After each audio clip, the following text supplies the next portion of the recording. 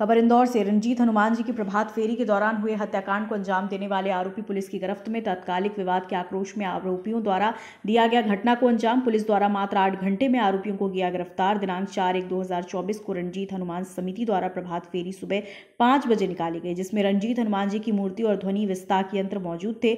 जुलूस मंदिर से दशहरा मैदान तरफ आ रहा था, तभी HP गैस एजेंसी महावर नगर के पास 2 पक्षों में आपस में टकराने की बात कर धक्का मुक्की और विवाद हुआ, जिस पर शुभम पिता नरेंद्र रघुवंशी को किसी अज्ञात व्यक्ति के द्वारा चाकू से हमला कर घायल किया था, जिसको अस्पताल ले जाने पर डॉक्टर द्वारा मृत घोषित किया। घटना की सूचना मिलते ही तत्काल पुलिस द्वारा घटना को संज्ञान में लेकर धारा 302-34 भादवी का अपराध पंजीबद्ध किया गया। उक्त घटना का तत्काल वरिष्ठ अधिकारियों के निर्देशन पर पृथक 3 टीम गठित कर आसपास के CCTV फुटेज, चश्मदीद साक्षियों और सोशल मीडिया से प्राप्त वीडियो और अन्य साक्षियों द्वारा बताए हुए हुलिये के आधार पर तलाश जारी की गई।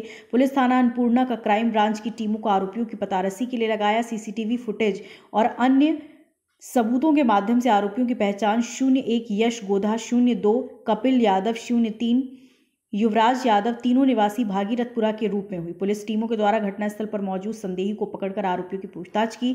चिन्हित आरोपियों की जानकारी एकत्रित हुई। बाद टीमों द्वारा आरोपी यश और युवराज को हिरासत में लेकर पूछताछ की गई, जिनके द्वारा जुर्म स्वीकारा। जुर्म कबूल करने के बाद वारदात में इस्तेमाल चाकू और घटना के दौरान हुए खून से सने हुए कपड़े उनके बताए अनुसार छिपाने की जगह से बरामद किए। पूछताछ में अन्य आरोपियों के बारे में बताया गया, जिनकी तस्दीक की जा रही। प्रकरण में विवेचना जारी है, जिसके आधार पर अग्रिम वैधानिक कार्रवाई की जा रही। आज दिनांक 4 को रंजीत हनुमान मंदिर समिति द्वारा एक प्रभात फेरी का आयोजन किया गया था, जिसमें सुबह 5 बजे से प्रभात फेरी में जो पालकी है और श्री राम की एक जो पालकी थी उसको निकाला जा रहा था। इसमें काफ़ी मात्रा में जो आम जनता का हजूम था वो उपस्थित हुआ था, जिसमें लगभग 50,000 से 1 लाख की संख्या में लोग उपस्थित हुए थे।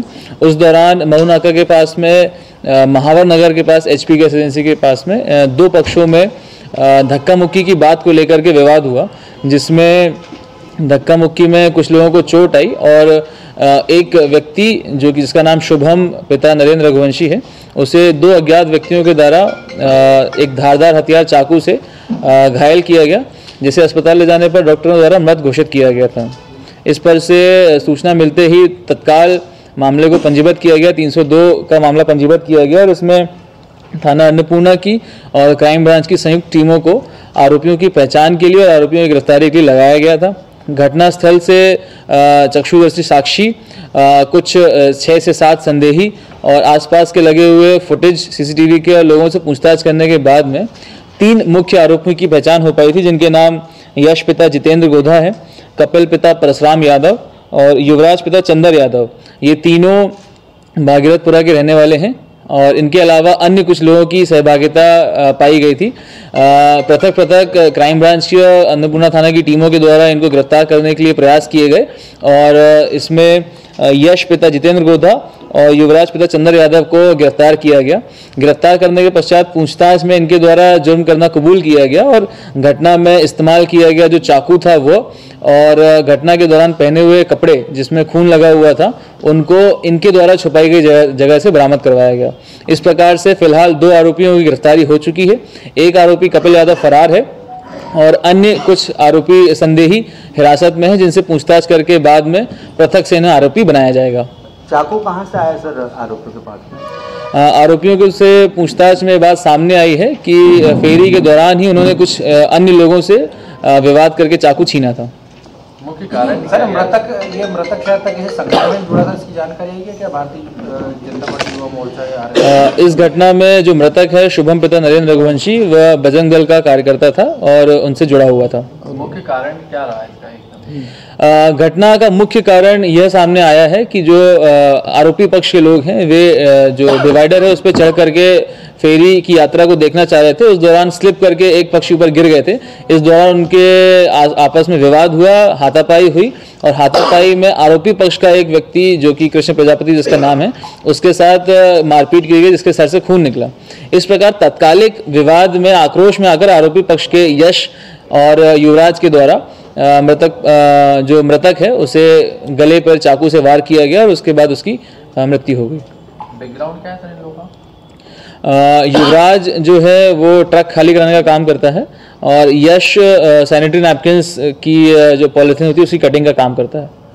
सर आपके यहाँ पर्याप्त बल था, पर्याप्त लगाया गया था, गजेटेड ऑफिसर लगाए गए थे, लेकिन जिन आरोपियों ने चाकू छीना है वो भी खुलेआम चाकू लेके घूम रहे थे। क्या सिविल में जवान नहीं थे? इतने बड़े खौफनाक में दिखे नहीं कि और अन्य कौन लोग?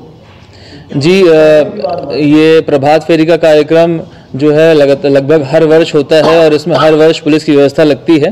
पुलिस की व्यवस्था इस बार भी चाक चौबंद लगाई गई थी, जिसमें 3 गजेटेड ऑफिसर्स लगाए गए थे, 8 TIs लगाए गए थे और काफ़ी भारी मात्रा में पुलिस बल लगाया गया था। इसके अलावा रंजीत हनुमान समिति के लगभग 450 वॉलंटियर्स भी थे जो इस व्यवस्था को लगाने में लगे हुए थे। इनके द्वारा व्यवस्था को सुनिश्चित कराया गया था। जिस प्रकार से जो लोग खुलेआम चाकू लेकर घूम रहे थे, इसी क्रम में आज अन्नपूर्णा पुलिस द्वारा भी कई लोगों से चाकू भी जब्त किए गए, जिसको अलग से मामला पंजीबद्ध किया गया है और यह घटनाक्रम करने के बाद में जो आरोपी फरार थे उन्हें भी गिरफ्तार किया गया है। कितने लोगों पर कार्रवाई की सर, और क्या जिनसे चाकू छीना उन्हें भी गिरफ्तार किया और उनकी तलाश है? जिनसे चाकू छीना गया है उनकी अभी तलाश जारी है, उनकी जल्दी से जल्द गिरफ्तारी की जाएगी। सर इनका क्या अवैध निर्माण भी तोड़ने जा रही है पुलिस? जो आरोपी चिन्हित किए गए हैं उनके मकानों की के बारे में सूचना नगर निगम को दी गई है। नगर निगम की टीम के द्वारा इनके मकानों की वैधता या की जानकारी ली जाएगी और अवैध पाने पर इनके मकानों के विरुद्ध जो अतिक्रमण रिमूवल की कार्रवाई है वो की जाएगी। सर आरोपियों का कुछ इसमें जो शामिल लोग हैं उनका कुछ पॉलिटिकल कनेक्शन भी है? अभी फिलहाल जो आरोपियों के नाम आए हैं उसमें 3 मुख्य नाम हैं, व अन्य कुछ नाम हैं जिसमें कई लोगों के संबंध अलग अलग राजनीतिक दलों से आ रहे हैं, जिसकी तस्दीक की जाकर उनके अनुसार उनके ऊपर वैधानिक कार्रवाई की जाएगी। आरोपियों में कोई नाबालिग है क्या? जी, कुछ आरोपी नाबालिग पाए गए हैं जिनके विरुद्ध जो किशोर न्याय बोर्ड के समक्ष प्रस्तुत करके कार्रवाई की जाएगी। अभी जो 3 नामजद आरोपी हैं उनकी क्या एज है? लगभग 20 साल के हैं सभी आरोपी। सर ये आरोप था मृतक के परिजनों का भी, अन्य संगठन का, कि नशे को लेकर के नशीलियों ने इस पर हमला किया है। क्या वाकई ये नशे में थे या? फिलहाल अभी तक जितने संदेही हिरासत में लिए गए हैं और जितने आरोपी को गिरफ्तार किया गया है उनसे पूछताछ में नशा करने जैसी कोई बात सामने नहीं आई है। इस प्रकार से कार्रवाई की गई। सर आरोपी फरार कहाँ हुए थे घटना करने के बाद? घटना करने के बाद आरोपी पहले अपने घर गए, उसके बाद ये सांवेर साइड भागने की फिराक में थे, जिनको क्राइम ब्रांच और थाना अन्नपूर्णा की टीम द्वारा घेराबंदी करके उनको पृथक प्रयास से पकड़ा गया। सर अगर पुलिस की सुरक्षा के कड़े इंतजाम थे तो आरोपियों को वहीं क्यों नहीं दबोच लिया गया? क्योंकि इतना बड़ा विवाद हुआ और इतना पब्लिक के बीच में हुआ, वहाँ पर पुलिस तैनात थी, उसके बावजूद आरोपी कैसे फरार हो गए? जी, घटना जिस समय हुई उस समय वहाँ पर काफ़ी भारी मात्रा में लोग मौजूद थे और घटना करने के तुरंत बाद ये जो तंग गलियां हैं वहाँ पर जाके फरार हो गए थे। इस कारण से वहाँ मौजूद पुलिसकर्मियों को तुरंत नहीं मिल पाए। बाद में CCTV फुटेज के माध्यम से तत्काल 8 घंटे के अंदर में हमने उनको गिरफ्तार करके पहचान करके गिरफ्तार कर लिया गया। खबर भारतवर्ष के लिए इंदौर से संजय शर्मा की रिपोर्ट। अपने शहर, अपने प्रदेश की ताज़ा खबरों के लिए लाइक करें, शेयर करें, सब्सक्राइब करें और हाँ, बेल आइकन दबाना ना भूलें, क्योंकि खबर हमारी, फैसला जनतंत्र का।